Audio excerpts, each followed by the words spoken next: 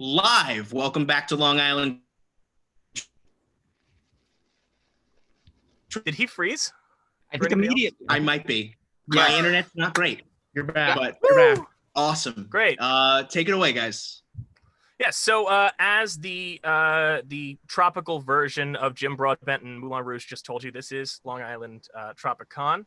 I'm Mike Natalia. I will be moderating this. This is the George Lucas Talk Show, but you might notice that some folks are not in their usual attire because this is not a regular George Lucas Talk Show. That is happening tonight at 8 on Planet Scum. This is a behind-the-scenes look. This is we're going to get some stories and we're going to talk about what happened. Think of it like a reunited apart insofar as you're seeing these people who once worked together in the same space now getting on their webcams talking about how they came from. And I'm kind of the Josh Gad because at least one person on this stream probably finds me to be a bit too much and can't admit it. So I'm excited to get into this. Let's just introduce everybody. If you don't know the George Lucas Talk Show, we're going to talk about this now. Let's say thank you. Welcome to, you know him from Chris Gethard Show, George Lucas Talk Show, and of course, his acclaimed investigative podcast, Elysium Watch. Patrick Kottner's here. Hi, guys. You know him, obviously, as retired filmmaker George Lucas. You might also know him from The Marvelous Mrs. Maisel. You might know him from Search Party.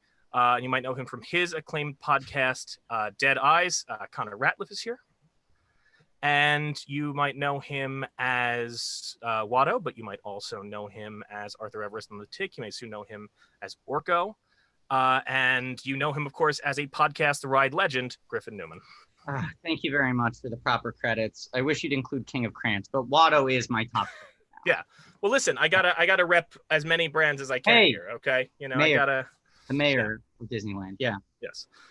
So I'm very excited now. I said this before when we were setting up. I was fully prepared to lead this whole conversation with a bunch of questions, but we put out the call for viewer questions, and I got to tell you, I was prepped for everything. I had props. I had a Chili's cup to drink urine from. We can say that on this. It's not Twitch, right? Brought a bagel. I had a pastrami sandwich. Yeah, I brought a pastrami sandwich. I could have hurled out the window. I was ready to fucking go, but we have so many viewer questions that I want to get. The whole thing is going to be a lightning round.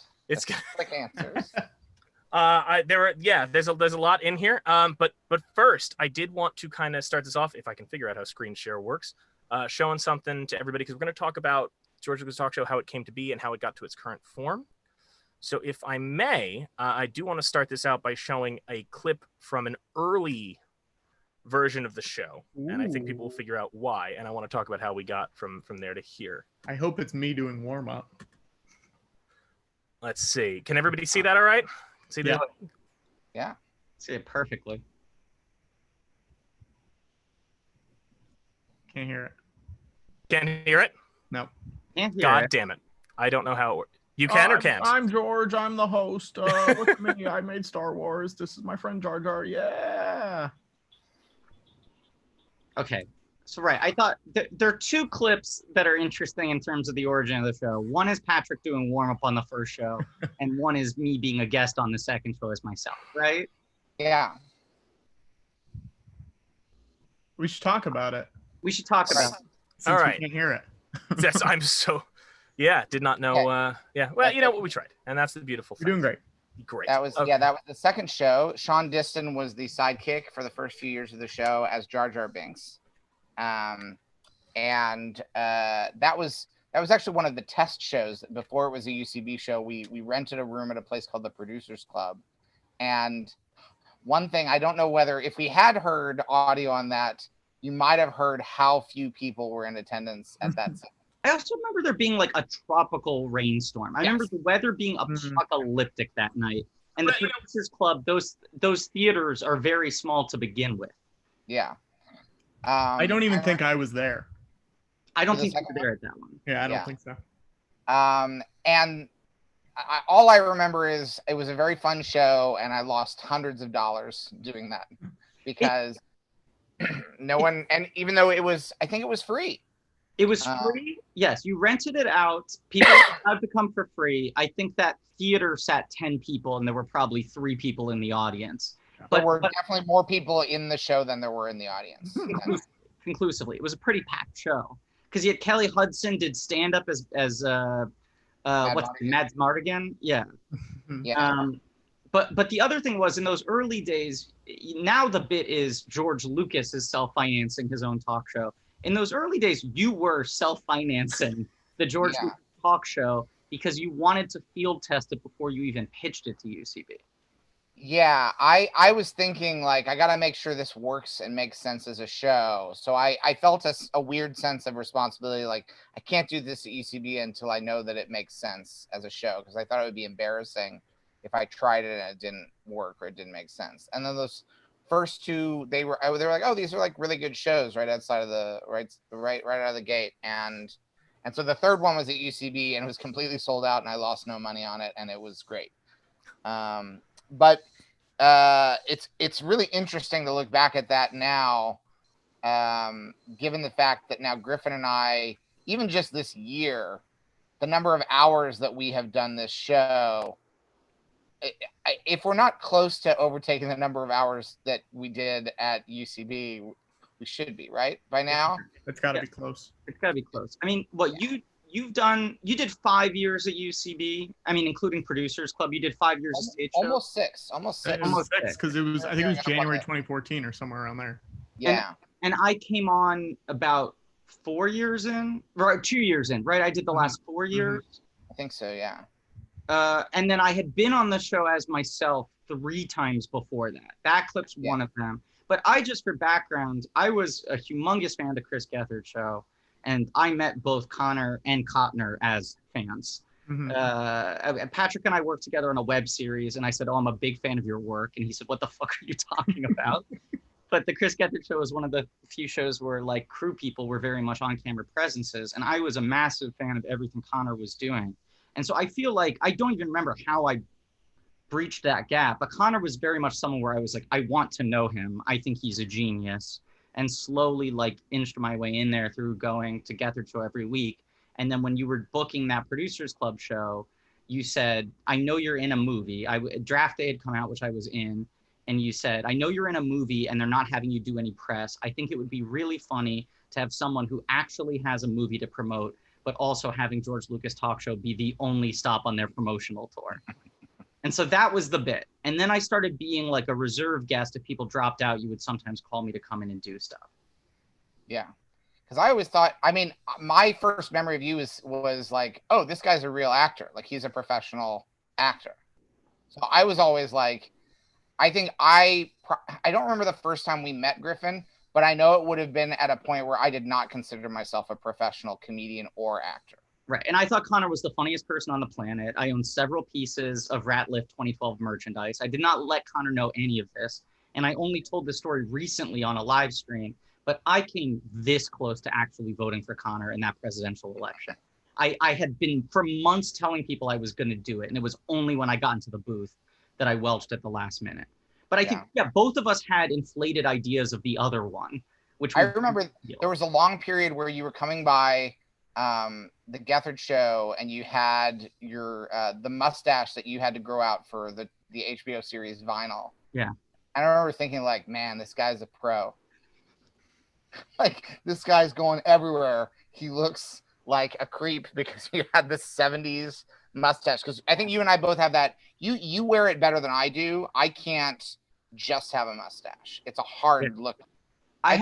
This stuff doesn't connect. The mustache is actually pretty strong, but the vinyl mustache is twice as long and shaggy as this is now, plus hair, plus. And I remember being impressed with the level of commitment there. I'm like, man, he just goes anywhere in his full vinyl mustache. But I should say too that I was in the audience for most George Lucas talk shows after that. During the UCB run, I would come to almost all of them.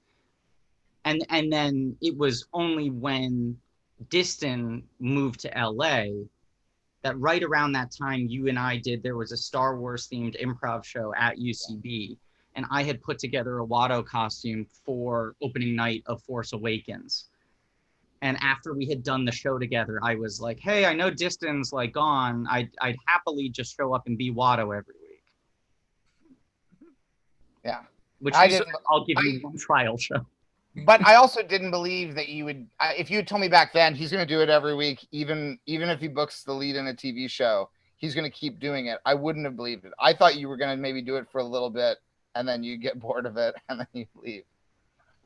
No, That's kind of what I thought too, honestly. I had spent years being like, man, I'd love to be a regular part of the show as Watto if only there's ever an opening. I was like, this would be the big get, the big booking.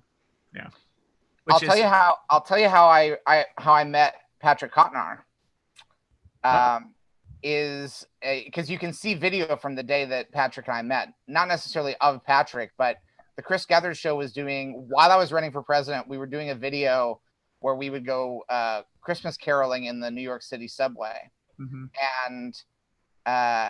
And you were just like this little boy that was like helping out. And I was like, yeah, he was this clean shaven little boy. And I was like, this kid seems pretty like on top of things. Like, I hope he keeps helping the Gethard show because you seemed very like nice and professional. Yeah. And it was basically, I think I was 19. Yeah. Jeez. Wow. You walked the walk. Walk the walk. And the thing that I did that day was the main thing I did, two things I did. One was that we ran into Scott Adsit, who would later be a guest on an episode of the George Lucas Talk Show. But we ran into Scott Adsit on the subway, and I, in character as candidate, went up to him and asked him if he would promise to vote for me. And I had so much confidence. I didn't even feel like I was going up to someone who was like a comedy person on TV or anything. I just was like, I'm running for president. I'm 36 years old. That's old enough to be president. Will you vote for me? He was like, there's like cameras filming. And then I sang a very bad version of the song, a very badly rewritten version of the song Last Christmas with election-themed lyric changes in a subway car that was completely silent. It's one of the most embarrassing things I've ever been a part of. Chris Gethard was so mortified. Feeling mortified and feeling like, and I wasn't even singing. I wasn't even the one singing, and it was still like, everyone else was at the far end of the subway car, and I was in the middle one where I said, "Hi, everybody. I'm Connor Ratliff. I'm running for president." And then I started saying, "Next Christmas, please give me your vote." For those who don't know, Connor spent several years doing. No, we lost him more. Damn it! Oh, I moved the. Please don't tell people how I live. You guys continue. I'm just gonna fix this tripod of Michael Haneke's Pandora winning film. Just to clarify for people, Connor spent several years running for president. It was a years-long bit that it translated into various different mediums and shows. And your entire platform was, I'm 35, that's now old enough to be president, I should be president. That's what the forefathers intended. They picked 35 for a reason. That's the age that someone should be when they're president. And now and reality itself could not have steered further away from the premise of that bit, because now we have two men in their 70s running for president. They could be two presidents. They could be two presidents. Yes, each of them. Yeah, they're a total of four. We have four presidents running. I'm seeing double, 4 presidents. Yeah. The Amore is back. Got it. Let's get some questions from these questions. Yeah. I want to let Mike ask some questions. I feel no, that's fine. I'm very comfortable with. I had a feeling going into this one that I really could just say one thing and we'd be fine. We want to answer all of the questions. All right. Can I tell you, Connor? Based on some of these, that's a dangerous thing to say right off the bat. No, I don't want to answer everyone. Okay. All right. Well, we have. Let's see. The first one I'm going to read. The very first question we got. How did Patrick do with his sausages? Did they refrigerate okay? Great. Threw them out. That's all right. So I'll tell everybody. I left my my freezer open overnight, so everything in my freezer melted. My fridge totally shut down. I had to move everything into a freezer in my basement. Connor loves having me bring out my sausages because he calls a bit when I when I have hot takes on something, you call it hot takes and sausages. Hot takes and sausages. Barely a pun, but he wants me to shake the sausages while I give a hot take. Anyways, last week my sausages totally melted, unfroze. I had to bring them downstairs, and then when I brought them, I was bringing them back up, and I was like, "These don't look good." I'm gonna toss them, so I threw them away. I'm sorry. I gotta say, by the way, when I planned this panel, I was like, we're gonna go through it, so that people who don't know the show are really familiar. And I feel like we've gone so far in now about like specific references to the UCB and Get Their Show and sausages that anybody at this point watching is gonna just go, oh, okay, this is weird. It's a bifurcated narrative. I mean, we've talked about the very beginning of Connor's stuff in this show, and now we're jumping deep, and then we're gonna go back. It's like The Godfather Part 2. Because at some point, Arliss has to come up, because that's the thing that you guys have now planted in my brain. Hey man, you're running the panel, not us. That's true. That's true. Let's see. I'll do a couple more questions. Okay, here's one from forgive me if I mispronounced this. Esme Aguilar sent in a number of questions. Very excited. Let's see. What is the process for creating an episode now, as opposed to when you guys used to do them live? How is it different, the preparation? Patrick will book people for the show, and then it varies, because some weeks we'll do a lot of research and some weeks we'll do a little bit of research. It sort of depends on some guests have a very obvious connection of like, oh, this is what Lucas would talk to about them, this is what Watto would talk to about to this person, and then some weeks we have to like figure out like a different angle for it. We have to it's not always apparent what George Lucas and Watto would talk to somebody about. And so that's sort of the fun. But normally for the most part, the process happens separate. We just show up, and I would say it hasn't changed a ton.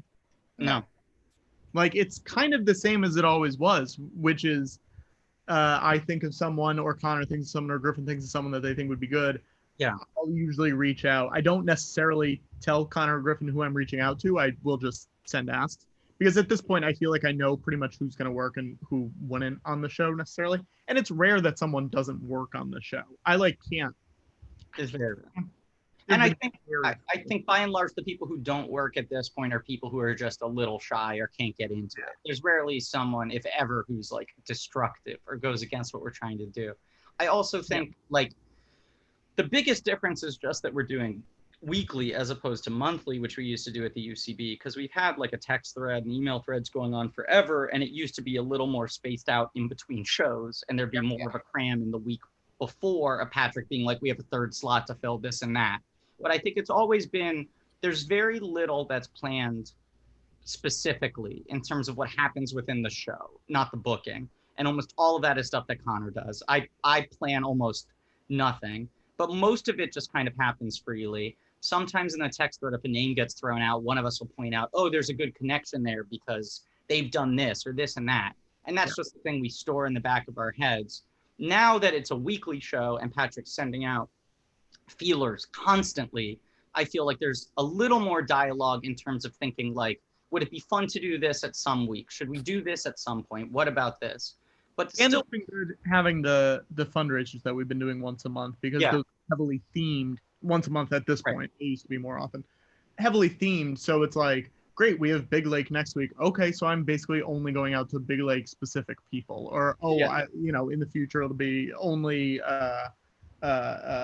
Studio 60 specific people. And Arliss was a little bit different. I brought up Arliss, and I should have waited until you did, and I'm really sorry about that. No, that's fine. I'm always Arliss is welcome anytime. I think one of the original thoughts was like, oh, we can get a lot of people from Arliss on these streams. And then I realized I don't have any sports connections. None of us have sports connections, and these are mostly sports people.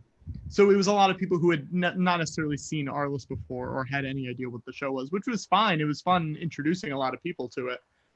And I think a lot of those interviews ended up not really having a ton to do with Arliss anyway, so it was fine.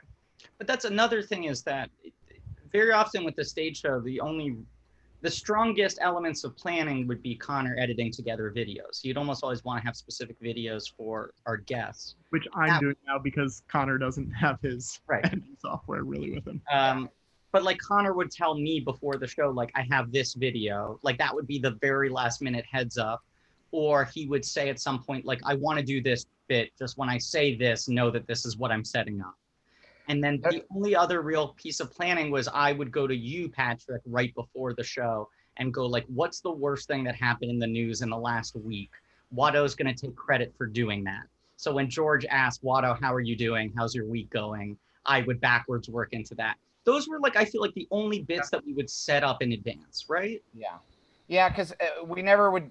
The closest thing to a pre-interview, none of us like pre-interviews, and the only thing is more that we would just tell guests, just act like you're really on a show with George Lucas and Watto. But we would never tell them in advance we're going to ask this, we're going to bring up this, because some of the time. But we would say, if there's anything you don't want to talk about, either tell us now, or just be like, get the hell out of here. I don't want to talk. Yeah, like I think we can say this now. I think that, for instance, when Adam Pally was on the show at UCB, he was backstage and he's like, "Oh, I'm in The Mandalorian, but you can't tell anybody." And that was like a year before. Yeah, a full year before. Yeah. And which I almost wish that he hadn't told us, because then I was like, I wouldn't have known, and I wouldn't, you know what I mean? Yeah. Like, No. The one thing that we've learned, which, you know, there's that famous like Lorne Michaels statement about Saturday Night Live that like we don't go on the air because the show's ready. We go on because it's Saturday night.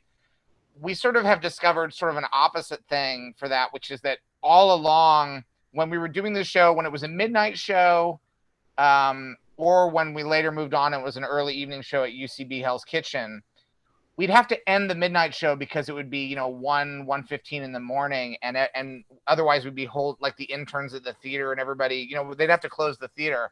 And then later we'd have to stop doing a show because there was another show coming up at 9:00. So we'd have to like clear the stage and get ready for that show. The show that you were in, you would always have to immediately wash off your gray so that you could go do another show.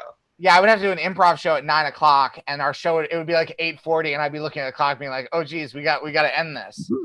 What we've discovered now is that the tricky thing in the world of live stream and COVID-19 is if a show suddenly goes several hours longer than you thought, the only consequences are our own like physical well-being and mental well-being, but that's been a tricky thing. We actually had a meeting a few weeks ago where we were negotiating our new short shows. And the sticking point was that for Griffin, he thought that 3 hours was a good length for a short show. And I was like, it has to be 3.5 hours. And both of those ways of thinking are both technically wrong in the sense that 3 hours is not a short show. But what we've discovered is that like time has a different meaning in this new world. Mm-hmm. I mean, let me say, just because we mentioned this before off mic, it does for some people, Connor. But in my case, I happened to be home with my parents for my birthday, and you guys were doing a show, and I was like, let's all watch it together. And it was your first marathon show, so I was like, this will be short. It'll be like an hour and a half, and I can get back to work. Yeah. And my family got hooked on it. They love it now. My parents love watching it too. But the problem is when you go long, I want to at some point tap out and go to sleep. But my father, who does not understand how to work the Chromecast, is like, no, stay up because I want to keep watching this. So I have to say, like, as someone who I'm happy to say I've known Connor, I've known you for a couple of years now, and you have been nothing but kind to me. I consider you a great person. I never thought I could be as angry at you as I am in the moments where I'm just sitting there on this couch wanting to go to sleep, and I hear you go, I don't know, fine, I'll watch Sorcerer's Apprentice for another 2.5 more hours, whatever. Like it's we do this. This is for your father, right? Not for you. I mean, Star Wars is all about fathers. So. Yeah. Well, in fact, and to tie that in, my father, not even knowing what the show was, one day I turned around to him and I said, hey, we've got this big garbage bag full of episode 1 fast food toys that no one gives a shit about. So I don't know if I can curse in this live stream. I'm so sorry. I did not ask. I think I already did. So okay, great. Well, let's just lay them all out there then. But so I said, hey, can I bring these over? There are these guys that do an improv show. I had to try and explain it, and he seemed very confused. But I brought him out. You guys gave him out at a show, and that made me think of. Then we got another question from Esme that said at the live show there were prizes, there were bingo cards passed out. Do you think bingo or any other audience participation games, regardless of prizes, will come back, or do you consider the stretch goals and watch suggestions during the live streams basically the games that you play with the audience now? And for those who don't know, there used to be bingo cards given out at the live shows, and if somebody said a certain number of things that often got brought up, ranging from George brings up his wife to Watto says something problematic. If you got bingo, they would give you a prize. So I think, at least from my end, bingo feels harder with a larger audience And a longer show. and a longer show. I think almost everything on those cards will probably come up every week at this point. Not that they didn't at UCB, but I think they almost definitely will, because we're going 12 hours, 6 hours, 4 hours, like whatever it is. And doing prizes for people, at least on my end, I feel like is tough because A, we're not going to stores and buying prizes as much as we would have been. B, at least I'm not trying to go to the post office all the time. And I guess those are the only two reasons, really. No, but I mean, we made this hard transition. Yeah. Of like, when we, decide to start doing the show again online, we want to do it as a fundraiser, which led to us doing regular fundraisers. And now we're doing normal shows in between, but still doing like a fundraiser a month. Yeah. And I think we really want to weaponize everything we have to try to raise money for whatever cause our show is centered around that time. So it's like, whereas we would sort of wantonly throw things into the audience before, now it's like, if we have stuff we can give away that we're willing to get rid of, why not try to use it to raise money, Yeah, also, because you have to go through the effort of going to the post office and sending it out, which we're doing. Yeah. And I haven't sent. We are still mailing stuff to people. Absolutely, yeah. I haven't mailed anything, and I actually had to stifle the impulse. I think Griffin is the only one who has technically gone to the post office. And Robert Wool has gone many times. Yeah. I've had to stifle my impulse because what ended up happening in the show was a very unhealthy habit for me financially, because I've never been doing that well financially, and but I had this thought that, like, well, George Lucas is this super generous guy. He gives so much of his money to education. He's building this museum that is saying basically, like, all of these people are going to be able to go to this museum for free when it opens. And I mean, not everybody, but like, he's set aside all these like funds and foundations. So I thought, oh, it's really funny if like I'm always giving away stuff. So I would give away. There were a lot of months where everybody who came to the show would get some sort of prize, and it would be a lot of me looking for like bulk purchases of like trading cards or stickers. It wouldn't be great gifts, but the idea that 200 people come to a show and they all get a prize seemed to me like a very George Lucas thing to do. The fact that we came back as a fundraiser, it sort of reversed the dynamic that now the show kind of is more like we give of ourselves and our time doing the show, but we're actually asking people to give to somewhere else rather than us giving like trinkets around to people. Yeah. But it is also nice having the tip jar that we've been doing the last few weeks, because I think we all are still spending money on the show. Like, Connor, you bought that the Darth Maul behind you. I bought the Darth Maul. I was thinking it would be a more comfortable chair. It turns out it doesn't really work, so I just have it sitting there. Yeah. Right. Like the tip jar that now happens for the regular shows essentially just reimburses us for the money we are spending on a weekly basis to buy stuff for the show. Yeah. And more importantly, keeps Planet Scum running, which is the whole platform and the live stream infrastructure we're on, which has employees and Bryson and Dave who are working overtime to keep things running. Yeah, so that's been nice to like finally get paid to do the show, even if that money is instantly gone by whatever. We're not making any money. We're just suddenly losing a little bit less money. Yes, exactly. All right. Here's a question that I'm interested in. Does that answer your question? What? Did that answer your question? Did that answer your question? Mike, did that answer your question? God's sake.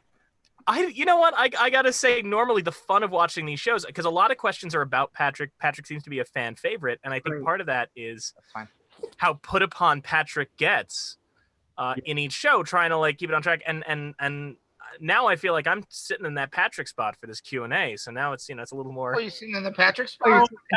How's it feel, Mike? How's it feel? Oh boy. So here's the question, and I think this is particularly about the the long run times. But again, from Esme is how long does it take you to decompress from a George Lucas talk show episode now versus in the before times? Because I know these can be stressful. There was one episode where George disappeared for a good chunk of time, and the rest of the folks on the stream got very concerned. So, how do you guys? Forgot about that. Yeah.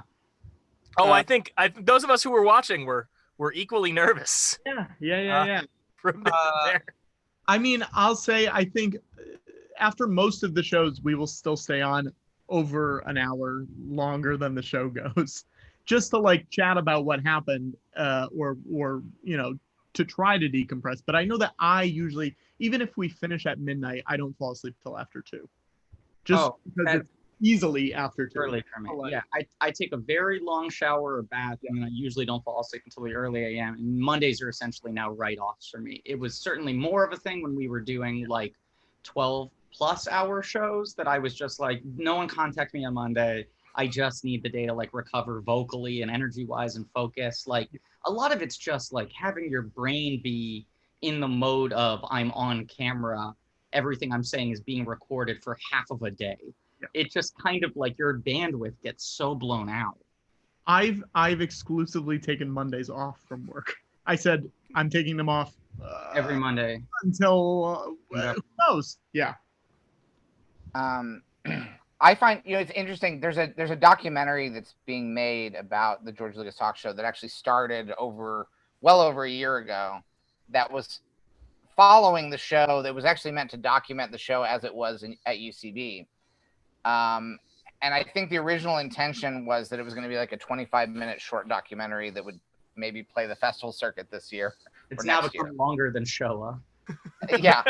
Now, I was just talking to someone involved in it the other day and saying like, because the whole time I was saying like, this is a feature. Like you're filmed so much, this can't be a 25-minute short. But one of the things that I think will probably end up in that short is what my post-show compression used to be at the show. And it was really a depressing thing, which is that we do the show from 7:30 to 8:40ish. And then I would go wash my hair in the sink at UCB Hell's Kitchen. And I would do a completely unrelated improv show at 9 o'clock. And then about 10:15 or so, that show would end. By this point, Griffin and Patrick would usually be gone, as would the guests from the show. Like everyone would be cleared out. But all the stuff would just be backstage. And I'd be so tired that I would just sort of slowly put things away in the dark. Like sometimes it would take me an hour where I would just be putting stuff in a bag, just like a middle-aged man in the dark while a third show that I'm not in is going on stage. So I'm hearing improv and laughter while I'm just like clumping stuff into a bag. I think about that a lot because I probably should have been the guy to clean all that stuff up, and I never would. I never would have asked you to because I always thought Patrick has so much work for the show. Yeah. And I made this mess. Like I'm the one who made it. Like it really did feel, it always felt like how I imagine it'd feel if you like clogged a toilet at someone's house or something. Like, oh, I'll deal with it. Like, no, I don't want anyone else to deal with this. 2 hours from now, I'll deal with it. Yeah, I gotta go do an improv show and then I'll come unclog the toilet. But now, yeah, it depends. Like when we did the Star Wars Day marathon, I didn't feel right for weeks after it because it was too long. I don't think we can ever do anything that long again. But now we do like until next year. We do a modest 12-hour show, and it takes me a few hours, and I get a good night's sleep, and I kind of shake it off the next day. I'll also say like when we were doing the stage show at UCB, and I was filming The Tick, because I think at least for season 1, the show was still midnight at UCB East. Yes. I think it was midnight as well for season 2. I think the primetime switch didn't happen until after, maybe.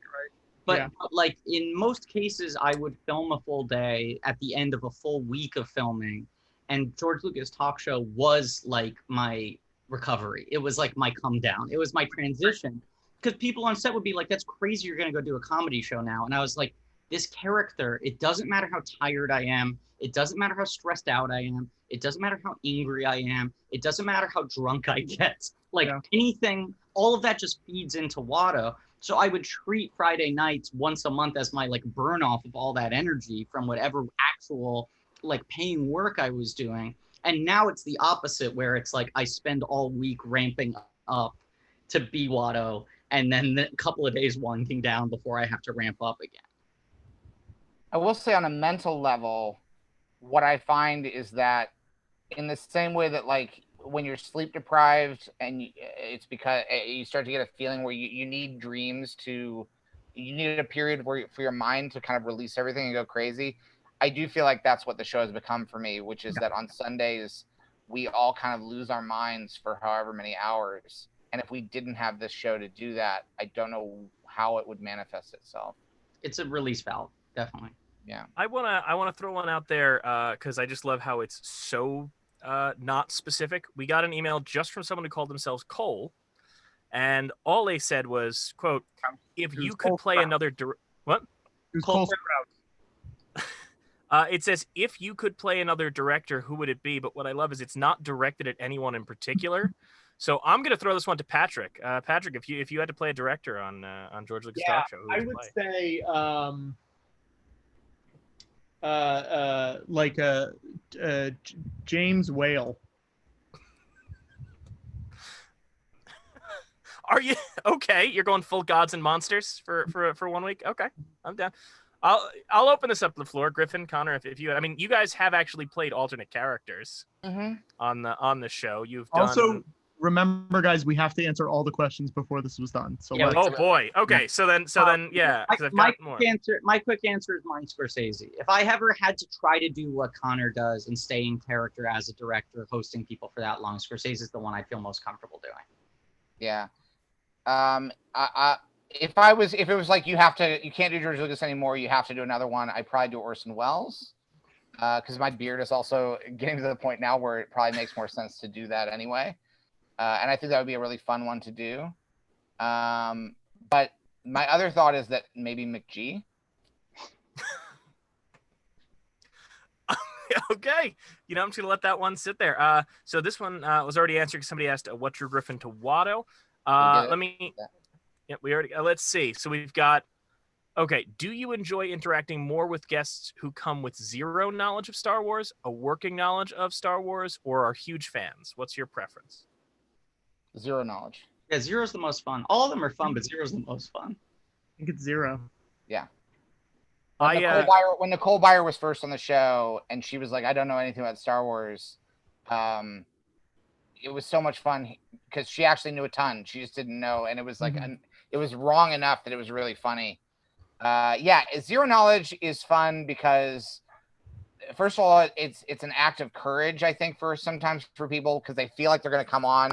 I actually, in some ways, I get most intimidated when someone's coming on and they have a lot of knowledge about Star Wars because it makes me think like I can never remember the names of droids or obscure characters like beyond my favorites. There's just all kinds of stuff that I don't know about Star Wars, and I remember being really nervous on our first UCB show that Gethard was going to be on it because I'm like, Gethard remembers the names of all the droids and what happened and where, and he's read all the books and stuff, and that's always it's not that that's bad. It's just a different set of muscles, Okay, we have. Here's one, and guys, please all of you feel this one. Aside from Watto, are there any other characters in the franchise you believe might be Jewish? So all the Gentiles in the chat, have fun with that dicey one. I feel uncomfortable answering. There we go. I thought you said you wanted to answer them all, guys. Wasn't that what I heard? No, I'm trying to think and give you a serious answer. Salacious Crumb reads a little Jewish to me. Sure. I don't know if that's offensive, but he's got Borscht Belt energy. Yeah. I'm trying to think of other ones who like immediately jump out to me. I gotta say, preferably at least one good guy in there, just to Jedi. There's got to be one. I feel like at least on a sort of on an elemental level, on a behavioral level, that R2D2 is Jewish. Uh-huh. I would say Harrison Ford is half Jewish, so we'll give it to Han. Yeah, Han's also, half. There we go. I do want to say that to get that idea, I did Google Jewish Star Wars character, and Watto came up, as well as an article from jewishcurrents.org entitled, "If you prick Watto, does he not bleed?" Well, Wow. I'll give a quick anecdote. I took my we've been together more than my girlfriend kept asking, what's the show you go to every month, the George Lucas thing, having not seen any Star Wars. And I was like, okay, if you want to come along. And knowing nothing about Star Wars, we sat down. After Watto finished his opening monologue, she leaned over to me and went, "That was upsetting." And I had to explain afterward, like, no, he's not doing something offensive. It's that the character is inherently kind of offensive, and he's just playing into that. The references to your buddy Jeffy didn't help, Griffin, but Hey, don't throw that at Griffin. Those are Watto references. Yeah. You asked what we do to prep the show, and it's like the two things we say to guests before they come on are, one, don't act like your relationship to Star Wars is any different than it is. If you're a big fan, be a big fan. If you don't know anything, don't know anything. Talk to us as if we're the real people. Two, I'm playing a very specific character. The character is offensive. It's barely exaggerated, right? Like, we always make sure that at least one of us says that to the guests if they don't have a familiarity with Watto. And sometimes we have to show them a photo and they go, oh, right. I forgot that was in that movie. But we always try to explain to them, like, it's not that heightened. Yeah. Because it's jarring. Yeah. If they don't know that, it's jarring. Yeah. Which gotta give props to Robert Wool, who admitted having not seen those prequels. The fact that he came in, saw this Watto character, and was just like, yeah, all right, sure, I'll roll with it. Yes. I've never had a conversation with Robert Wool out of character. We spent hours discussing deep subjects where he is speaking earnestly to my face as Watto. I have to say, you guys doing the Arliss live streams are such a strange thing. I mean, they were wonderful, and I'm so glad they happened, because when you were doing the Star Wars stream, looked like they might not. Watching them, you guys doing them every week, I know you said stabilized you. I think for those of us watching, it also helped give us a sense of stability at the start of the pandemic, and it's kind of created a weird thing in my brain where now that show brings me comfort. The way that, like, I used to watch Cheers or whatever, I used to look at, now I watch episodes of Arliss, which is weird because Robert Wool, very energetic guy, not what you would call a calming presence, but now it's what centers me when things are rough. So you guys have broken me. Speaking of Watto, though, let's talk about, I have questions here from the person who made Watto's bedazzled yarmulke. Mary Ellen DeVivo sent in some questions. Friend of mine, friend of yours. So let's go with my favorite question out of these. How would you rather die, Indiana Jones edition? A, Ark of the Covenant melts your face. B, impaled by flaming shish kebab. C, punched in the face on top of a tank, lose balance, get crushed by said tank. Or D, fire ants. I think exploding head, right? Or the melting head? The calculus I run it through is which kills you the fastest. Yeah. I just want to be suffering for the least amount of time. And in that level, I think it's maybe the tank or the shish kebab. Fire ants and melting face just feel like your last seconds alive are so drawn out and painful. Yeah. George? It's hard. There's no good choices in there. I don't know that I have a preference. Well, I would roll the dice and just take whatever came up out of those things. My only request would be, I would like to be able to, before it happens, I would like to be able to tell somebody, we are going to die. Like Temple of Doom style, the way that when he has that little window and he says that, as long as I can say that beforehand, then I'll take any or all of the four. All right, now we're running a little low on time, so I'm gonna lightning round some questions, guys, because I know you want to get through them. Okay, so we're just doing them real quick. Who is your dream guest? Mark Hamill. Mark Hamill, yeah. Rick Moranis. Okay, what is your most controversial Star Wars take? They're all good. Controversial Star Wars take. Oh, I think I do have one, but what is it? I do have a really controversial one. I mean, Phantom Menace best of the prequels. I don't know if that's controversial anymore, but I believe that very strongly. Yeah, I think that Phantom Menace best of the prequels. I would agree with that. Rise of Skywalker the worst of the movies. I don't know if that's controversial either. Who knows anymore? Everything's controversial, and none of it's controversial. All right, favorite Star Wars character name? Walrus Man. Oh wow, we both win Cantina. Yeah. Well, Elon Sleeve Bagno is my favorite, but that's a different bar. We love bars. I like Walrus Man because it was named by whoever was working at the it was for the toy, and then they renamed it. Kenner, someone at Kenner's was like, "This is Walrus Man," And that later they try to give him the Star Wars name. I'm like, nope, Walrus Man.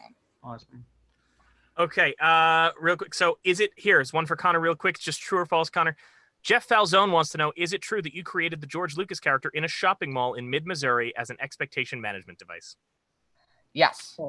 Great. Okay. Okay, real quick. Any hints if there are any more roommates for George or Watto coming up? I don't have any planned, but it's always possible. I ordered some stuff just this week. Who knows? I don't have specific plans in place, but I want to have a reserve. Griffin, have you been able to get a pastrami sandwich since the Sharpling incident?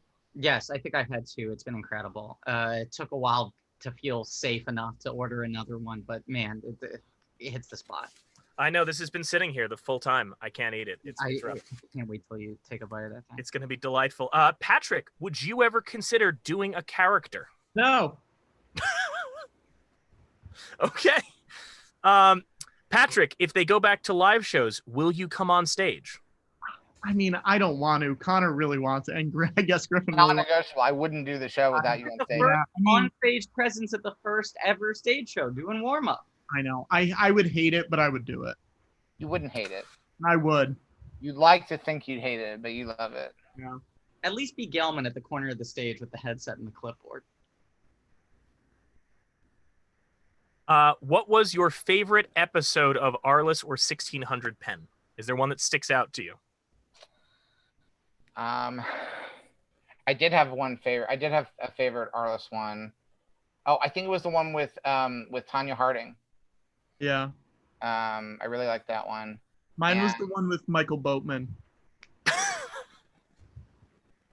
And 1600 Penn. I like the ranch episode of 600 Penn. I like the ranch one too. That's what I was gonna say. Yeah. Is that because you guys had the costumes? Shut up. No, mine was for a different one. I'm not biased. Mine was the ranch. Oh, what was that? Was it the game theory one? Yeah. Yeah, That's the the one. the That's the Benji one. and Dance. Yeah. I know I have one here that I know you've addressed in the past, Griffin, but the last show that you guys did on stage was Watto About Me, Watto's one-man show. Yeah. Could you give everybody a brief synopsis of what Watto About Me 2 would have been had you guys not blown up all of New York theater? Right. So Connor was going to miss 2 shows because he was opening for the band Guster. So I asked to hold on to those slots and do Watto one-man shows. The first one was sort of like Watto's Joe's Pub off-Broadway review show, what we pretended was his Vegas act. The second show would have been, the idea was like Watto at 92nd Street Y. So I was going to write a bunch of fake material as if Watto had written a sort of dishy tell-all memoir. And the first show was more like Watto talking about Star Wars canon stuff through Broadway covers. And the second show was going to be Watto dishing Hollywood industry showbiz stories. And so it was going to be Watto in conversation with John Hodgman. John Hodgman was going to have note cards queued with excerpts from a book that didn't exist and was going to prompt me, and I was going to tell gossipy stories. All right, guys, we did it. We got through every question with just a minute to spare. I also want to say that even though you said it was like Watto's faux, like off-Broadway show, it's in an off-Broadway theater. Like you did Watto did an off-Broadway show. That closed that theater permanently. Yeah. All right. Well, since we are wrapping up, I think there's only one way to properly end a George Lucas Talk Show behind the scenes panel. Or we're gonna watch The Irishman. God damn it. And I think that is to send us all off with, and I hope I get to do this. Yippee. Yippee. Yippee. Yippee. Yippee. Guys, you can watch the George Lucas Talk Show tonight at 8 p.m. on Planet Scum Live or on Twitch. Please check back in. You've got some great guests. Who's on tonight? We got Rick Overton from Willow and Daniela Pineda from Jurassic World 2 and 3 and the upcoming Cowboy Bebop live action adaptation. And everybody, please tweet at Disney Plus, hashtag May Detours be with you. Tell them to release Star Wars Detours on Disney Plus. Release the original 39. Yeah. Guys, it's been an absolute delight to have you guys on, and I'm so happy. I'm looking forward to the show tonight. Thank you guys so much. Bye.